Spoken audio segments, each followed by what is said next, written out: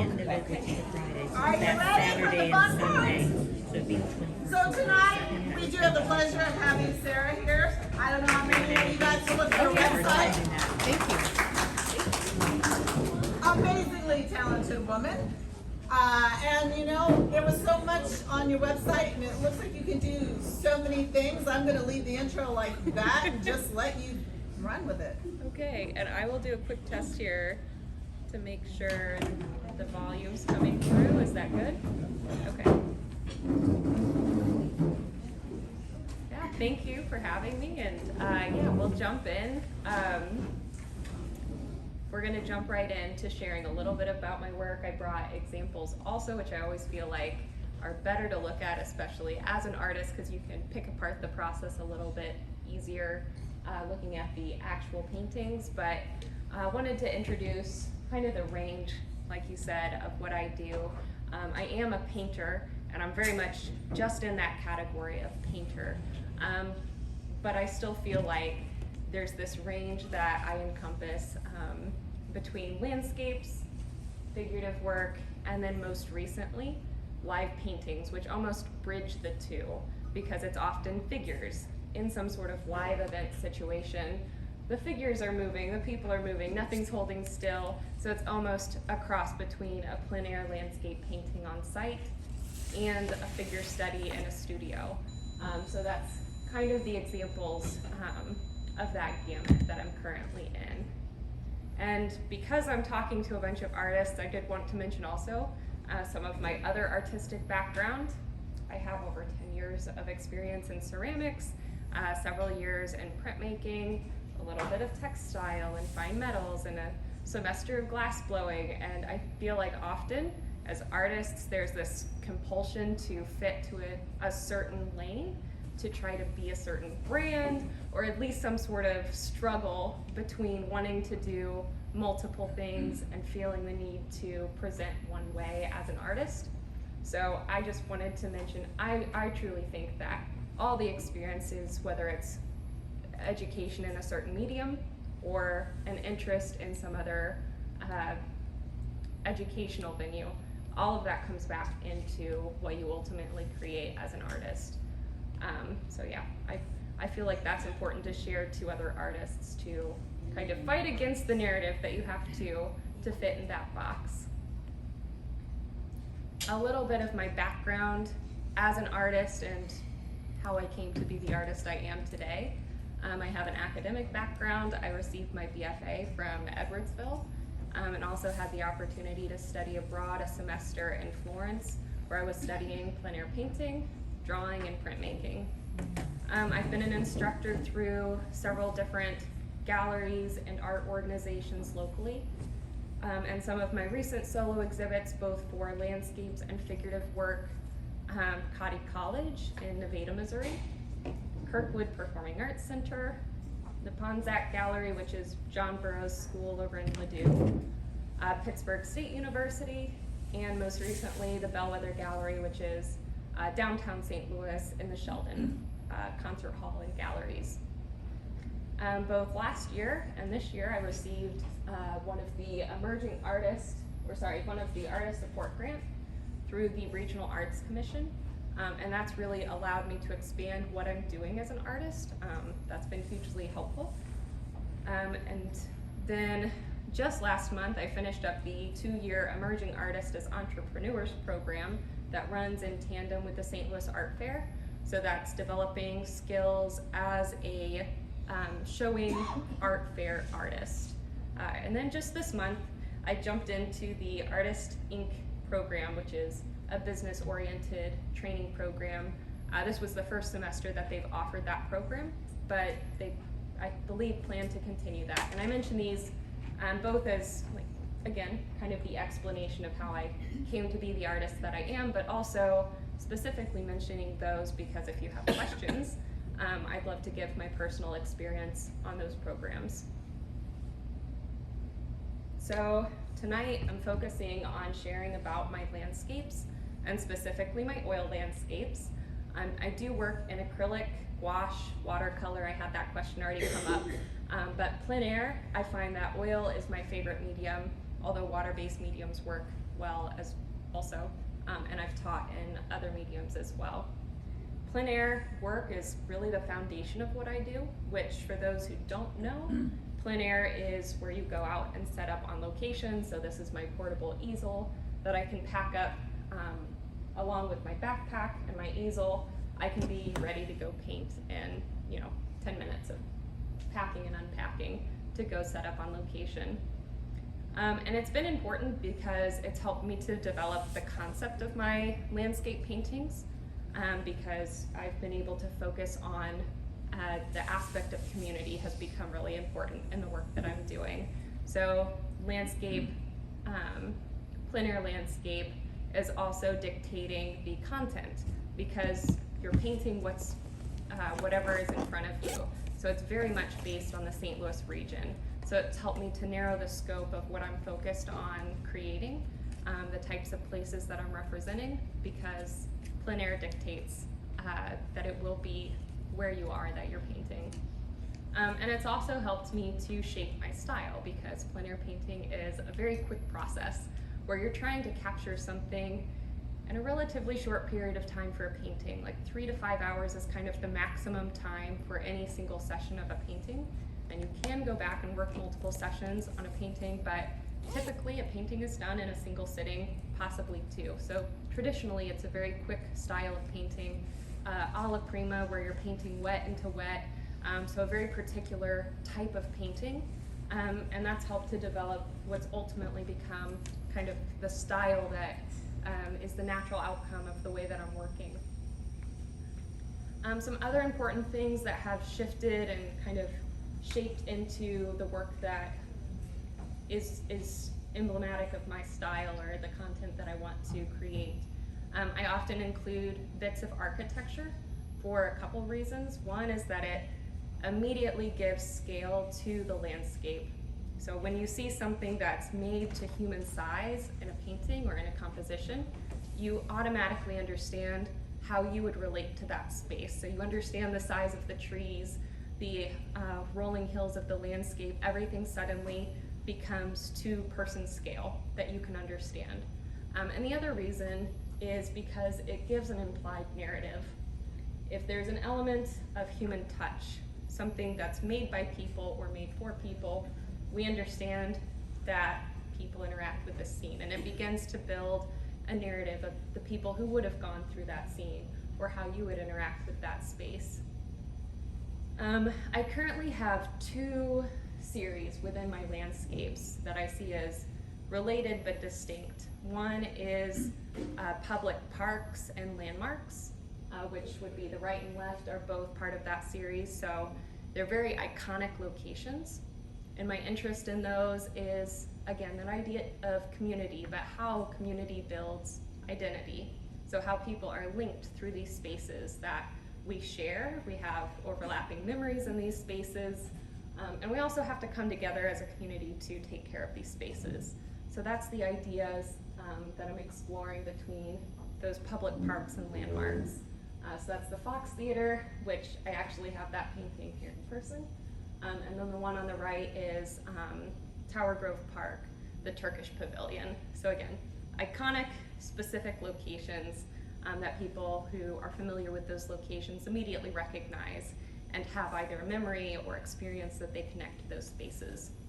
The other series is nighttime, so nocturne paintings of residential scenes. And I'm in South City, St. Louis, so for me that is back alleys. So that's been the other series that I've been exploring. And it's different because it's both night painting, so different approach in how you build up colors and the overall mood of the painting, but also different because it's less about a specific iconic location and more about this memory that can be implied. So people connect to those in a different way, because it's not important which exact alleyway in St. Louis that is. It's more important that somebody can project their own memories onto that space. And similarly, it's about the idea of community. So spaces where people come together and live together and have to kind of negotiate how they're going to live and share that space and take care of it. a little bit about what the plein air practice looks like. It obviously is usually outdoors. The literal translation of plein air is plein air. So part of plein air is that it's done outdoors as opposed to an indoor study, but using the same setup. So similar as what you see here tonight.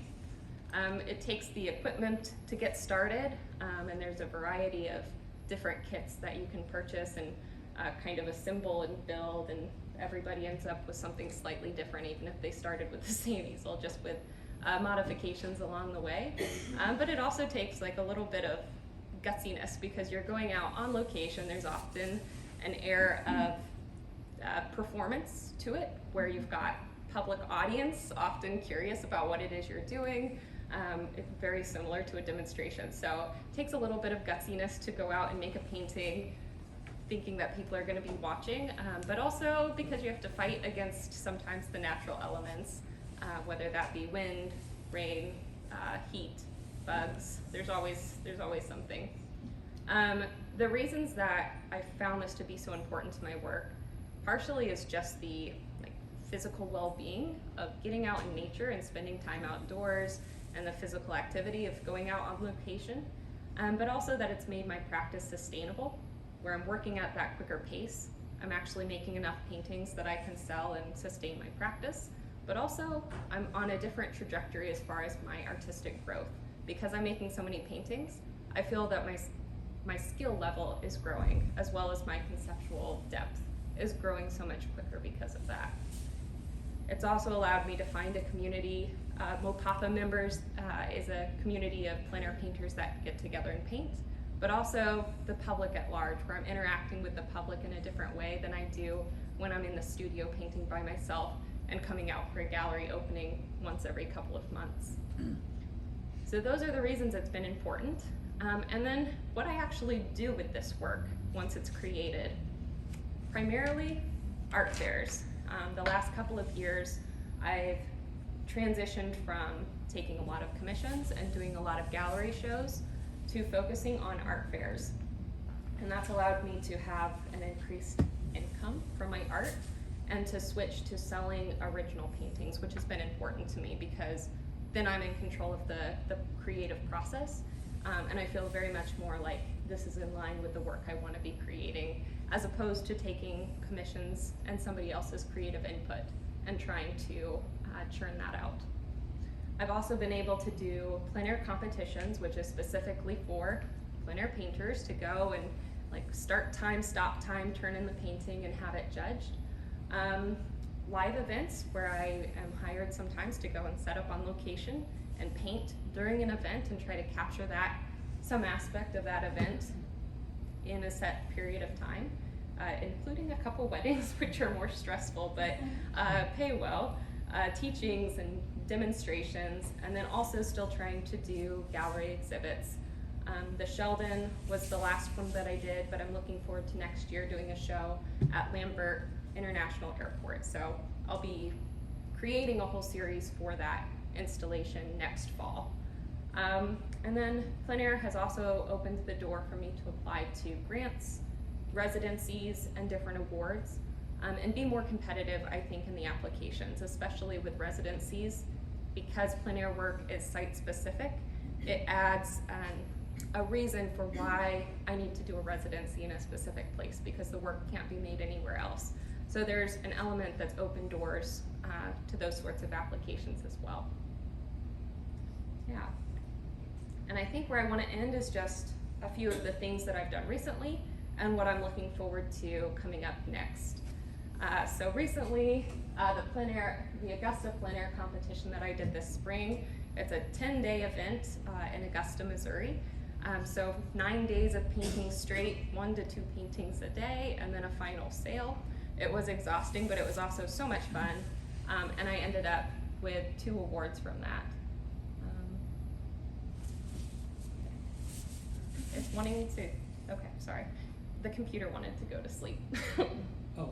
It's good now. It is 7 o'clock. It's bedtime. It is. Jay, this has gone off, is that all right? Yes. Okay. Yeah. we'll set that up here in a moment. This is just the last few things, and then I'll switch over to a painting demonstration. Coming up later, actually just next week, I'll be over at the Mary Meacham Crossing celebration with the Great River Greenway. I'm an ambassador through that program. That's one of the community outreaches that I've been able to kind of pair up with my plein air work, being an ambassador for the Great River Greenway. But that Mary Meacham Crossing celebration next week, I'll be doing some public art plein air activities. Won't be a formal class, but it'll be art activities in the spirit of plein air. I'm looking forward to that show at Lambert Airport next year, as well as in the spring an exhibit of my figurative work through the St. Louis Art Guild. So if you follow me, I'll post when those things come up if you're interested in catching any of those shows. And then just again, kind of what's the next big thing? I'm looking forward to landing a residency. So the next 6 months, I'm setting that as a goal for myself to apply much more intentionally to try to land a residency for the next year. Yeah, so that's where I am, kind of where I came from, and now we're actually going to get to make some art. So I'll ask for your help. Give us about 5 minutes.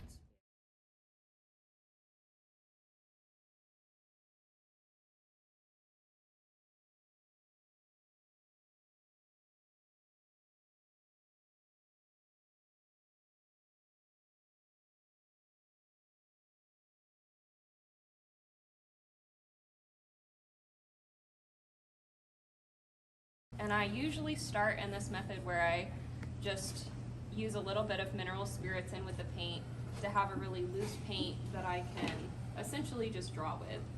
I'm mostly happy with that composition, except I think I want to move the sunrise over. The painting that I did on site was at the Klondike Boat Launch over near Augusta, Missouri. It was not one of the paint outs. I got up really early to go see the sunrise before the paint outs actually started that day, but it was like a 10-minute window between darkness and the sun was up above the ridge. So I didn't have a lot of time to do Sarah, composition sketching. Did you mute your microphone? Oh, I did.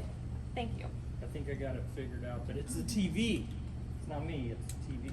All right, we're back on. All right. So there's a few things about the composition that I have been wanting to change if I went back to it, and this felt like the right opportunity to try to do that. I can't see you now, so if you have questions, just call them out. Your panels are smooth. Are you using sable or more bristles? These are bristles. I use a variety of brushes. I've got some synthetic that I use. I'm not at the point where I can afford sable, so I've got like the synthetic sable blend, a few of those. But I usually start, because it's all Prima, typically start with the rougher brushes, the natural bristles, and build towards the softest bristles. So the boar's bristle first, and this is like a scrubber brush. I don't know if you can see. This is like a very short filbert. So I use this for drawing because it's got such a precise line. It doesn't splay at all, so I can have a lot of control. And like I don't feel bad scribbling with it, so I often will lay in even a little bit of value in this initial stage. Because this one's going to be sized up and I'll be working in the studio, I am thinking about this being more of a week-long painting, not necessarily thinking about it needing to be finished in a single setting like I would a plein air piece. So my approach might be slightly different, but I'll say which steps would be the same. So yeah, I'm thinking about changing that composition to have the sunrise be off center a bit more. I didn't like it being exactly centered. Since you do a lot of plein air painting, you got any fun, amazing, wild stories? It does. I think my most dramatic paint out was probably that fire painting, as far as like the dramatic thing I was painting, because that was in Augusta. They had all the trimmings.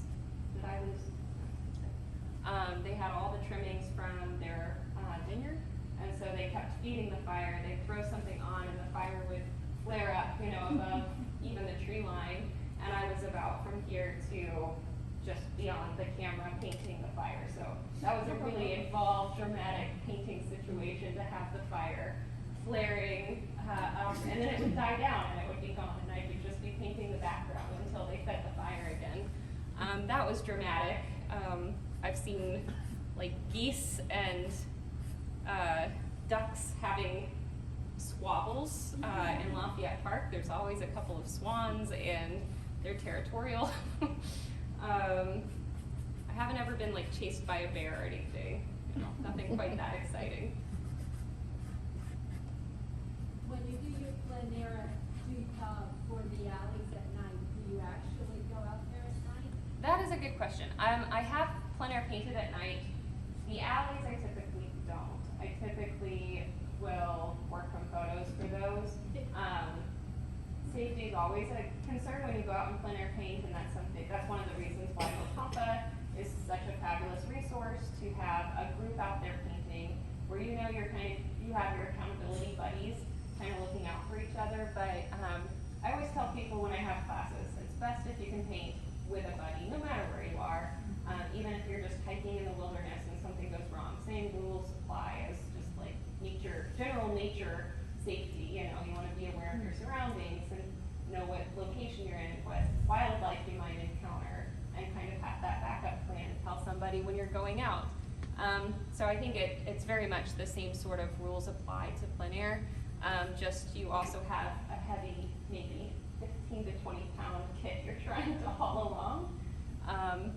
But yeah, nighttime paintings, I either will like set up indoors looking out sometimes, or have a painting buddy, or work from a photo indoors. And I feel like a lot of the ideas or visual language that you get when you plein air paint are learned, so they don't just go away immediately when you go back to the studio. And that's another reason why I try to go back and forth between studio painting and plein air.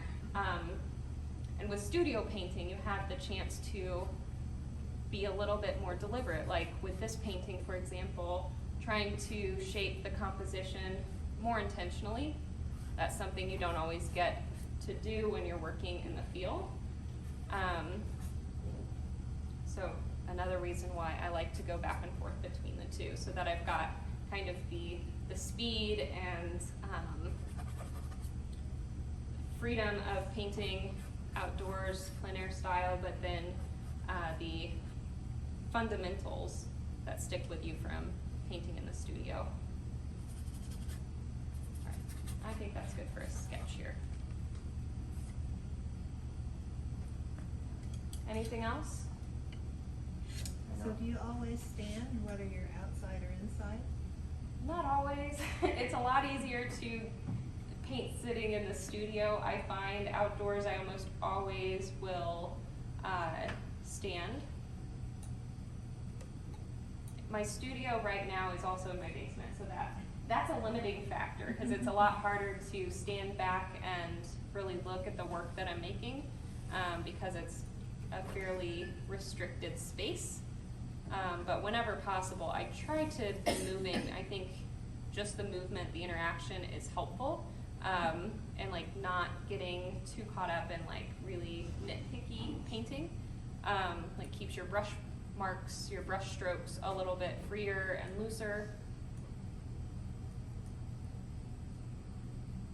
But then also encourages you to do the step back and assess.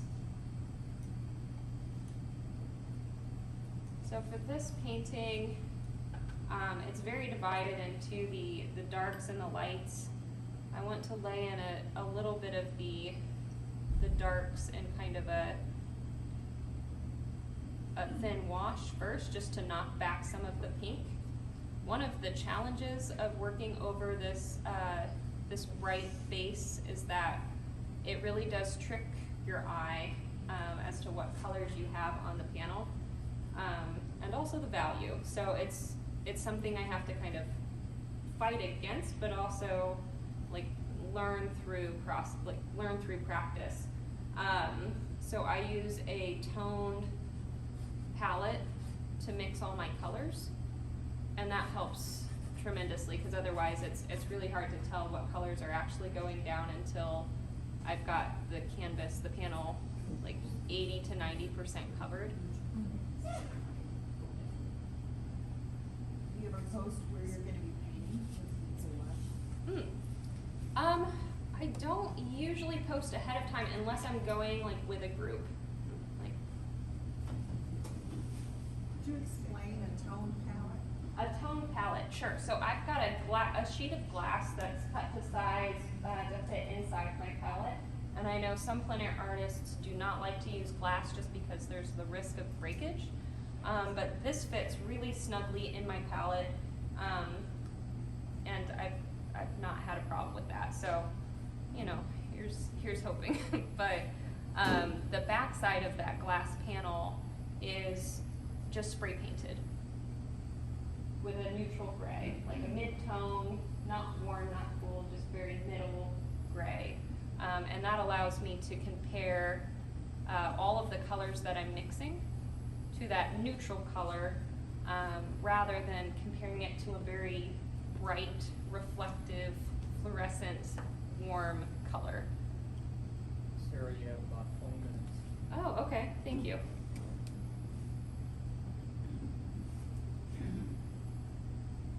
So how many people have ever tried plein air painting? Okay, quite a few. That's amazing.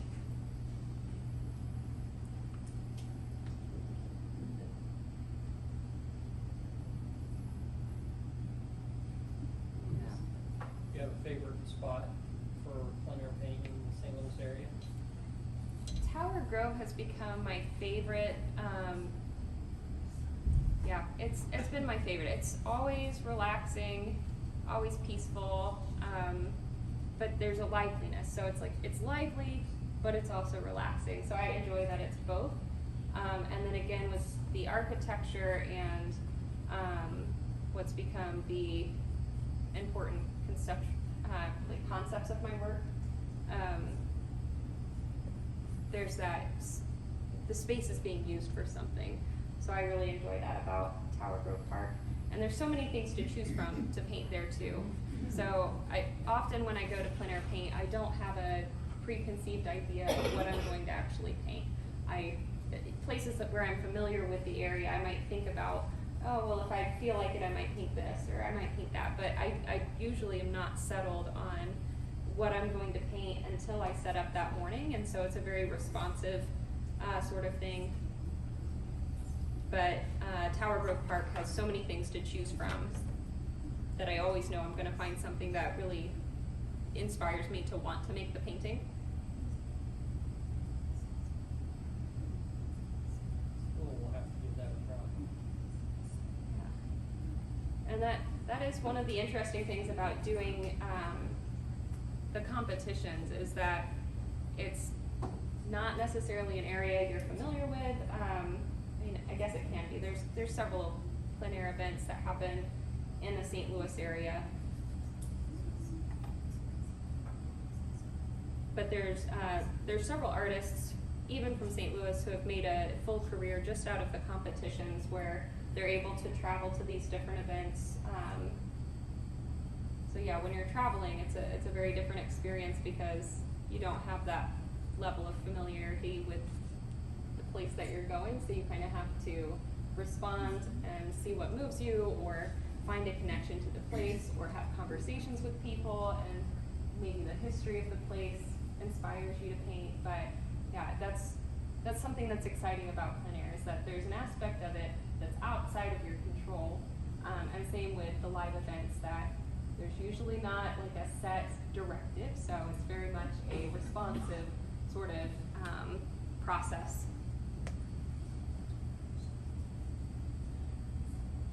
So yeah, I'm still just trying to get a few of the values blocked in before I go in, the very light values of the sky and the water. I want to be kind of delicate, so I want to be able to compare those more easily as I'm applying those colors. So I'm just trying to knock back some of these bigger areas with some approximate colors and approximate values. So I tend to be pretty loose and thinking about everything in really big shapes at this stage. Do you have a favorite brand of oil paints? Not that fancy. I mean, I use Winsor Newton. And I kind of, if there's something on sale, I'll tend to, I have the habit of just sure, I'll try it out, you know? That was one of the reasons, looking back, I can see where my style began to develop, and one of the early choices that I made in painting that I see has led to the bright colors and the brighter palette that I tend to choose. When I first began oil painting, I was given a gift card, and I went to Michael's or Hobby Lobby, wherever, and I just went down the row, and every color that was on sale, I bought a tube. And it was all the worst colors that nobody wanted, really gaudy, pre-mixed yellows and oranges and purples. And I still have some of those tubes, and I don't use them as often. But that was just I wanted bulk. I wanted to have plenty of paint so that I wasn't fiddling around with tiny piles of paint. So I wanted to have plenty on my palette. But that, I think, helped to push me in a certain direction. But I always think of style as kind of that outcropping of the practice that you keep. So the method of painting or method of practice, the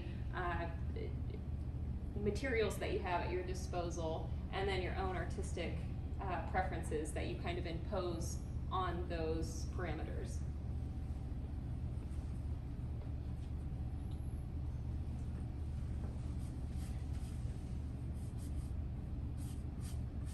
So these overlapping areas are pretty similar in value.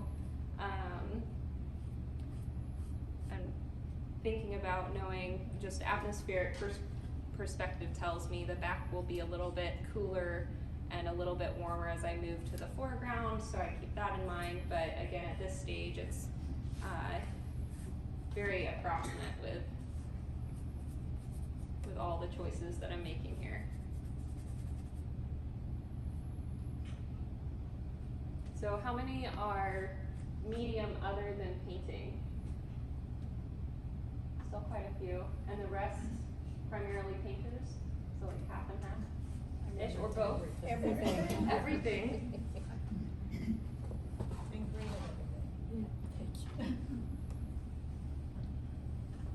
How long does it take that paint to dry? It's a good question. I mean, dry enough to paint over, one of the reasons I like the panels is that it does kind of absorb. So it kind of sucks the oil back into the panel. So I can put down a thin layer of a wash type of paint, but in oil, and be ready to build a second layer of paint, thicker paint over top of it, even within an hour. Even as this area that's a very thin wash has already kind of absorbed into the panel.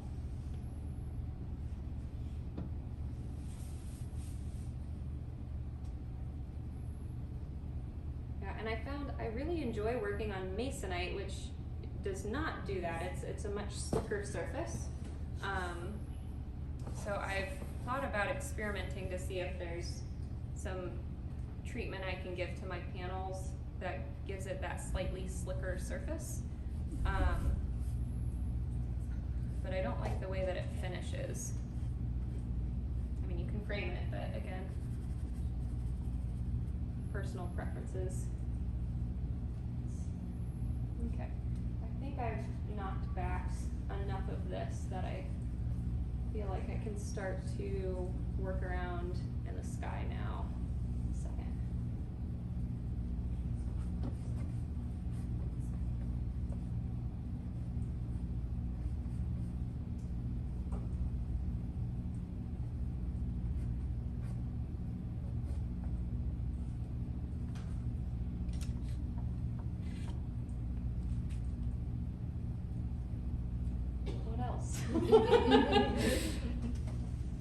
Everybody's got clients.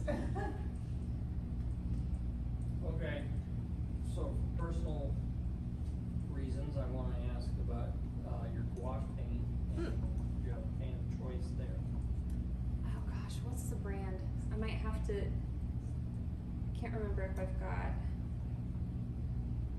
I don't think that's Winsor Newton. I can't recall off the top of my head. It's been a minute since I pulled out my gouache set. I looked at them the other day because I cleaned my studio space. Do you keep your gouache paints, moist, or do you let them dry? I try to keep them moist. I do have a stay wet palette that like clicks closed and should, in theory, be able to keep them, like, does keep them moist if you, re-spritz it every couple of days or so. To be honest, I haven't done enough in gouache to like really test the limits of what it can do. It's been a skill I've been trying to build, knowing that I want to do residencies, knowing I want to be able to travel, and knowing that that is a much simpler kit to take with you, especially flying or something like that. But I've really just started working in gouache in the past year or so. So I'd say it is not like a fully developed skill, it's just kind of a peripheral. I'll often pull out my gouache and make a study if I know I'm gonna make a oil painting at the same location, and use that as a chance to play around with, experiment with the gouache, and then kind of compare and see. Then I can like compare, see how I did in the final image, and see if I'm happy with how I'm doing in the gouache, because I'm still trying to develop that. What color are you using now in the sky? I've got a little bit of turquoise mixed with cerulean and white. So slightly mint, slightly turquoise blue. And gonna try to get that very delicate gradient that goes from that light blue, early morning sky, and even has some of the green colors.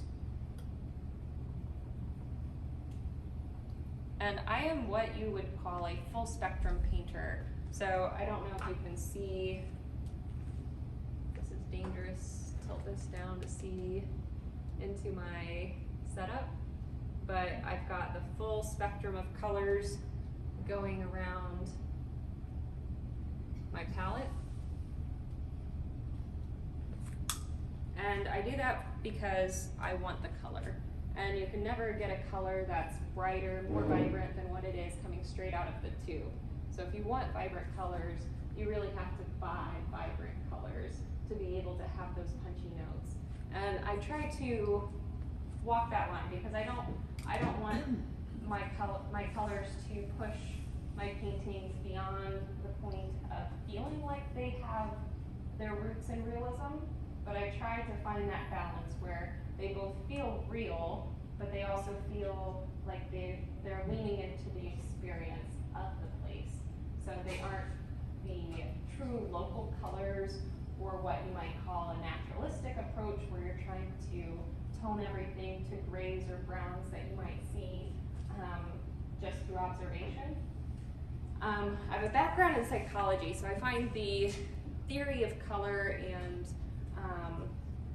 the actual science of vision really fascinating.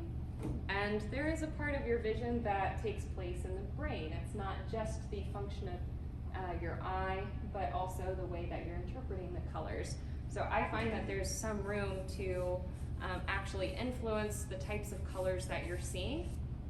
And then that's part of what I'm doing is I'm translating the colors, I'm practicing seeing the colors, but because I'm practicing it, I'm also able to influence the brain portion, how I'm actually interpreting those colors.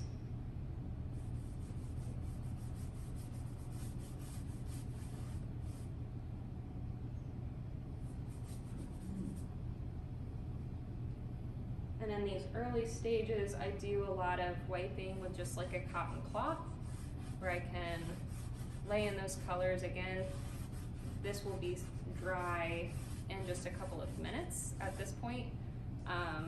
because it's such a thin layer.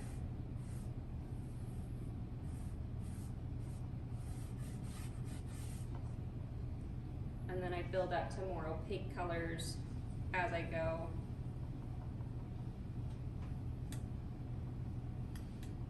And I don't know if anybody asked me this yet, but the reasons that I choose to paint on such a vibrant undercolor, for a couple of reasons. I've made the switch to fluorescent pigments because it actually creates a luminosity. So it's different than a flat color because it's actually reflecting more light back out from the panel itself. So it's a bit of an ode to paintings that would have been done on copper, where you have an actual reflective surface, and the final painting has that luminosity because it is actually pushing more light back out through the surface of the paints. The other reason that I like starting with a color, one, it unifies the painting. Like you can see in these paintings over here, there's little flecks of that undercolor that end up showing through, dotted throughout the painting. So there's this unifying color that's holding everything together. Similarly to how you can think, oh, I've got this color mixed, let me find any other places it can go in the composition. You're dotting it around to help move the eye throughout the composition. So this is one way that that color is already moving throughout the composition because it's the underlying color. The other reason is because it's providing a complementary color. So landscapes tend to be dominated by blues and greens. So having a warm color like pink, red, or orange is going to be a complementary color to those otherwise overwhelming fields of blue and green. We have about 5 minutes. Okay. But that Gosh, it doesn't- felt like so long at the beginning, and now it feels like it's gone really fast. You can continue painting, but we'll have to do our Okay. critique. Have you found a tool or supply that has contributed to making your plein air painting easier or more successful? I do. I've got in my pocket, will be like a magic trick, I guess. These little they were sold as paint movers, but it is basically like a silicone spatula and not expensive at all, but this has been so helpful. I do so much architecture, and because I'm painting on a panel, I can do really exact scraping and get shapes in my paint really easily. So this has helped tremendously because I can get straight edges and I can reclaim portions of a painting. Again, with plein air, you're trying to build it up all in one go. So if you have a mistake, you know, who makes a mistake these days, but if you make a mistake, rather than applying more paint on top because that wants to mix and become muddy, you can scrape back to a clean surface and have a second try. So that's been really helpful. And I've got a smaller version that's more like a stylus. And I think these were sold for ceramicists. I think this one was sold as a wipeout tool. So paint mover, wipeout tool. And this one has a pointed end, which I often use for signing at the end of a plein air session. And again, like a very small stylus for really controlled scraping, or sometimes even paint application to get just very fine lines. Often I'll use this tool for like power lines, where I might do both a removal technique for part of the power line, and then an additive technique where I add a small line of color to finish off the power line. So these are my magic tools. So Sarah, would you rather continue painting while we do the critique? 'Cause I'll Mike come can join you. always- I think I'll come join if that's Okay. okay. Oh, yeah. I'd like to know where you got your apron. This was a great gift. I know it came off of Etsy, so, and it's double-sided, so often if I'm trying to be like artsy but clean, I flip it around, and then I've got the side that is now for painting, clearly. But I do like that I can slip it on and off without messing with ties and without contaminating too much with oil paint.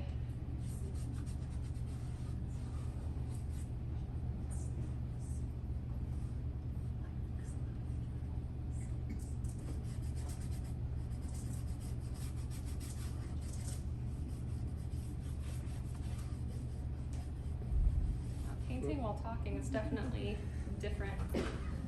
Whoever said watching paint dry is boring doesn't know what they're talking about.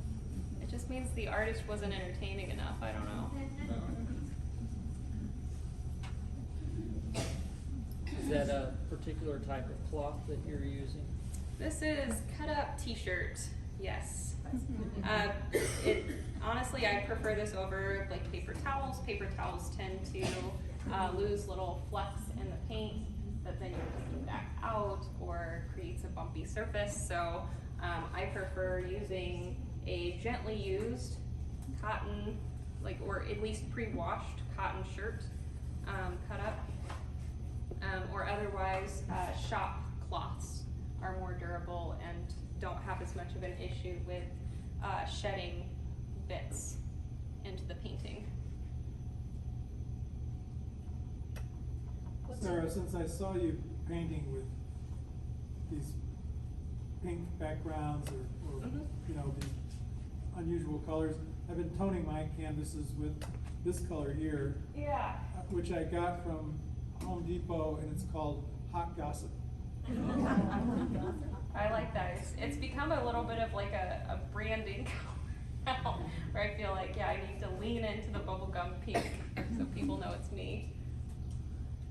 Well, I stole your idea. No, I like it, and I like hot gossip. I steal like an artist, okay? That's right. I mean, that's why I'm here, right? But we could give her a few more minutes and we can do the prizes for the thing, and that way she's got a couple minutes. Okay. And we can also do the attendance. How many people is that? So Sarah, can you pick a number between 1 and 39? How about 17? Yes! No way, recount. Oh, I don't even know what this is for. I'm assuming you only were 17. Dave? Am I? Will you confirm? I didn't hear what the number was. 17. Thank you. You're welcome. We didn't set that up ahead of time. I guarantee you, we didn't set that up ahead of time. I know why you picked that up. Yes, and you're on 24. Oh. See, this is what happens. Alright, who is number 128?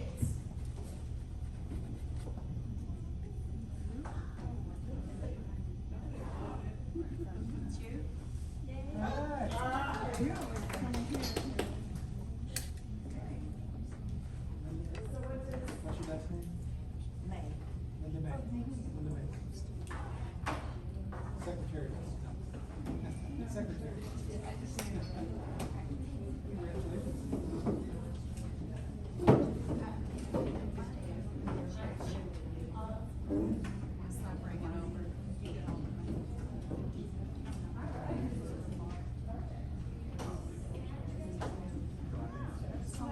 That's all.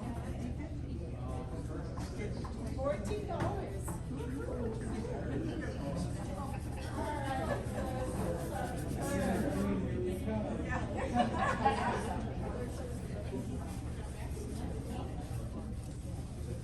Alright, third place.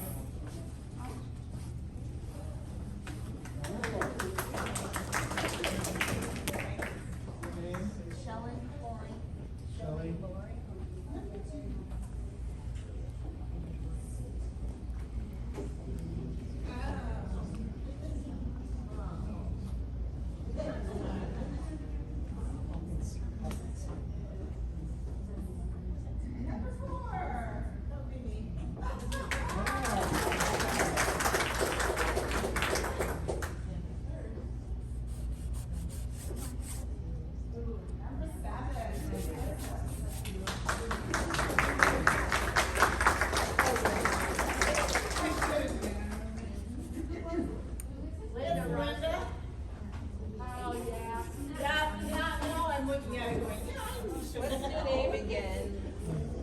was. It was. So it's like it's kind of sort of like your jewelry, only different, right? When I was looking at it, I was wondering if it's it's a